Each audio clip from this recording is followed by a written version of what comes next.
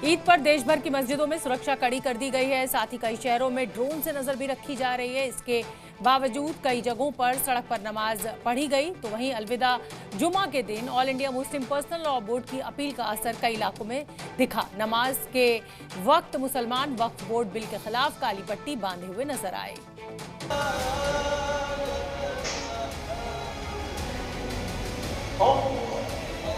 रमजान का महीना पूरा हो चुका है। मुस्लिम समाज देश भर में ईद मना रहा है।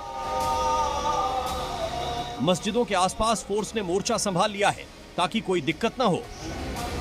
लेकिन ईद नमाज पर कुछ भाईजान ने ठान ली है कि इस पाक मौके पर बवाल करेंगे। तभी तो प्रशासन के लाख बार मना करने के बावजूद सड़क पर नमाज पर पढ़ रहे हैं। और वक्फ बिल के विरोध में हाथों में काली पट्टी बांधकर नमाज पढ़ी। सबसे पहले भोपाल की तस्वीरें देखिए, जहां सड़क पर नमाज पढ़ी गई। पुराना भोपाल में नमाजियों ने सड़क पर चादर बिछाई और इबादत की। जो घरों में थे वो घरों में रहे, बाहर नहीं निकल पाए क्योंकि घरों के बाहर सड़कों पर नमाज चल रही थी।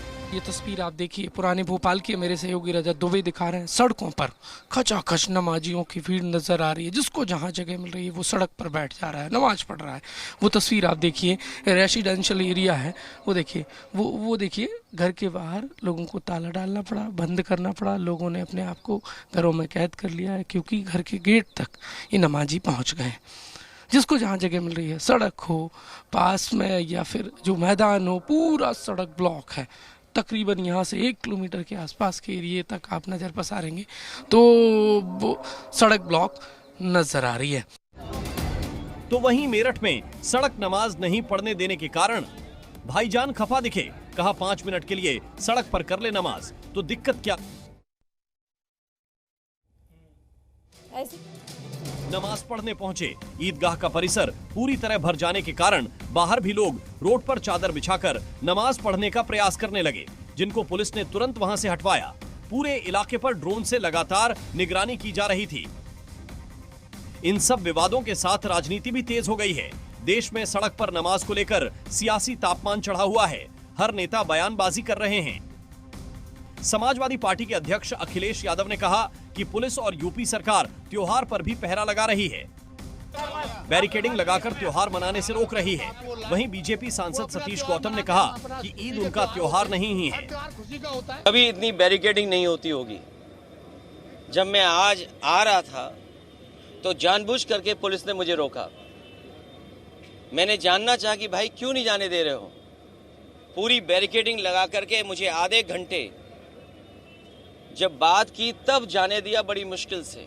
इस हिंदुस्तान के अंदर ईद भी मनती है, दिवाली मनती है, होली भी मनती है। ये डिपेंड करता है वो वर्ग किस तरह से मना रहा है, समुदाय, ये उसके ऊपर है।